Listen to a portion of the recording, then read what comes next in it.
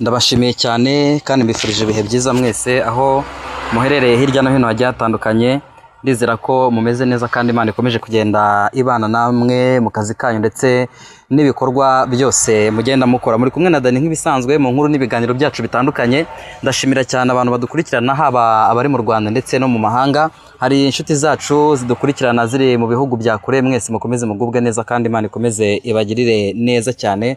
Ndasoza inshuti zacu ziri hariya mu gihugu cy'u Burundi, abari Uganda, Tanzania, abadukurikirana bari hariya muri Leta Zunze Ubumwe za Amerika, bari Texas hariya rwose. Ndabashimira cyane uburyo mugenda mudukurikirana kandi mukaduha n'ibitekerezo byanyu. Ni inkuru navuga ko ibabaje cyane aho mu karere ka Huye havugwa inkuru y'abana bagera kuri 3 bahiriye mu nzu, umwe agahita ahasiga ubuzima. Abana 3 bahiriye mu nzu hariya mu karere ka Huye mu ntara y'Amajyepfo, bagejejwe kwa muganga, umwe ahita apfa bitewe n'inkongi y'umuriro. Polisi yavuze ko yatewe n'amashanyarazi.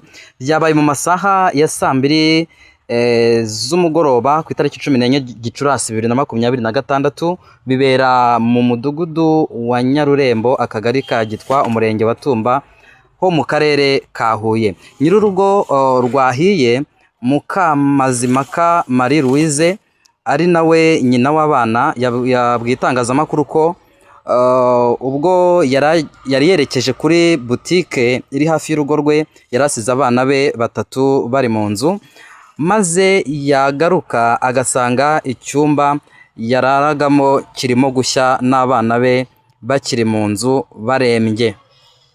Ati, nasize idirishya n'icyumba rikinze, ariko ngarutse nsanga ryo rirakinguye harimo umuriro, biranyobera, sinzi uko ibi bintu nabisobanura. Aya n'amagambo uyu Marie Louise, nyine mama w'abo bana, yatangaje afite agahinda kenshi, kandi urabyumva ko mu by'ukuri umubyeyi kubura abana be cyangwa se gusanga umwana umwe amaze gupfa abandi nabo barembye, birumvikana ko ari ikibazo gikomeye cyane. Umuvugizi wa polisi y'igihugu mu ntara y'Amajyepfo CIP Hassan Kamanzi yabwiye igihe ko iperereza ry'ibanze ryakozwe ryerekanye ko iyo nkongi yakomotse ku muriro w'amashanyarazi. Iyi ni inkuru turi kubagezaho dukesha igitangazamakuru cyitwa Igihe.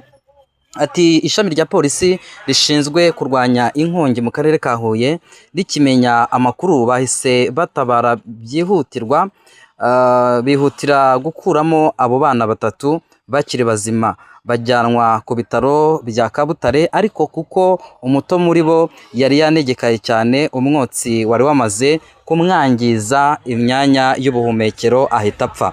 CIP Hassan Kamanzi, umuvugizi wa polisi mu ntara y'Amajyepfo, yakomeje avuga ko uretse ko ibyo abaturage bivugira, ubundi iperereza ry'ibanze ryerekanye ko uyu muriro wakomotse ku mashanyarazi. Aboneraho no kugira inama ababyeyi yo kujya bita ku bana babo bakiri bato, ndetse abaturage bagakomeza kugira umuco wo gutangira amakuru ku gihe kuko byoroshya ubutabazi bwihuse.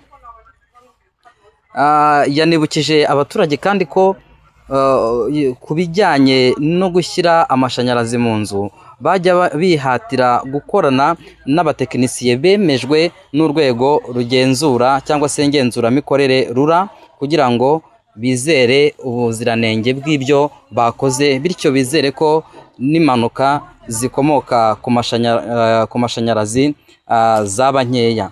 Ngayo nguko rero, ubwo icyo twavuga ni ukwihanganisha umuryango w'uyu mwana. Birumvikana mama we yasigaranye igikomere gikomeye, ariko kandi nanone abo bana bandi bagera kuri 2 barembeye mu bitaro bya Kabutare, reka twizere ko nabo baraza kumera neza. Ariko kandi nanone twibutsa ababyeyi kwita ku bana babo, cyane cyane mu gihe bavuye mu rugo, bagomba kujya bamenya ko mu by'ukuri abana ahantu babasize badashobora kuba bahurira n'ikibazo, kubera ko hari igihe, murabyibuka ko mu minsi yashize nabagejejeho inkuru hariya muri Uganda, aho umugore yasize abana be bagera kuri batatu mu nzu, yarangiza akajya mu kabyiniro kubyinana n'undi mugabo utari uwe, hanyuma yagaruka agasanga inzu yose yahiye n'abana batatu bose bagapfira rimwe. Aho ngaho bigaragaza uburangare bukomeye bw'umubyeyi. Niba usize abana mu rugo, banza umenye ngo ese abana mbasigiye nde, ese ahantu mbasize bafite umutekano uhagije, kuko gusiga abana mu nzu ari bonyine warangiza ugakinga, biba byumvikana ko haramutse hagize ikibazo runaka kiba, kubona uburyo kibasohoka mu nzu byaba ikibazo nk'uko byagenze kuri aba bana. Gusa hari bamwe mu baturage batangaje amakuru bavuga ko bishoboka ko ari umugizi wa nabi waba waragize uruhare mu gushya kw'iyi nzu, ariko iperereza ry'ibanze polisi y'u Rwanda yakoze nuko bavuga ko bishobora kuba byaratewe na installation cyangwa se amashanyarazi. Hari ukuntu rero abantu bashaka umutekinisiye ariko ugasanga si ibintu bye, si ibintu yagize umwuga, hanyuma rero ugasanga yestaye inzu nabi ku buryo bishobora kuba byateza sakwiti cyangwa se sirikwi, bikaba byavamo inkongi y'umuriro yangiza ibintu bigiye bitandukanye. Rero reka twizere ko aba bana bazakira vuba, hanyuma umuryango w'uyu mwana nawo wihangane. Birumvikana ntago biba byoroshye, ariko kandi nanone nyine nta kundi byagenda. Reka mbashimire cyane rero mwese mukomeze kugenda mubana natwe, Imana ikomeze ibahe umugisha. Ariko kandi wowe udukurikiranye ari ubwa mbere ukaba utarakora subscribe uyikore, kugira ngo inkuru zacu ndetse n'ibiganiro bigiye bitandukanye bikomeze bibagerereho igihe nta kibazo n'iki na kimwe. Hanyuma nihanganisha n'abandi bantu bose badukurikiranye batameze neza ku mpamvu z'ibibazo bitandukanye, abagize ibyago, ababuze ababo, mwese reka tubabwire ngo mugire kwihangana.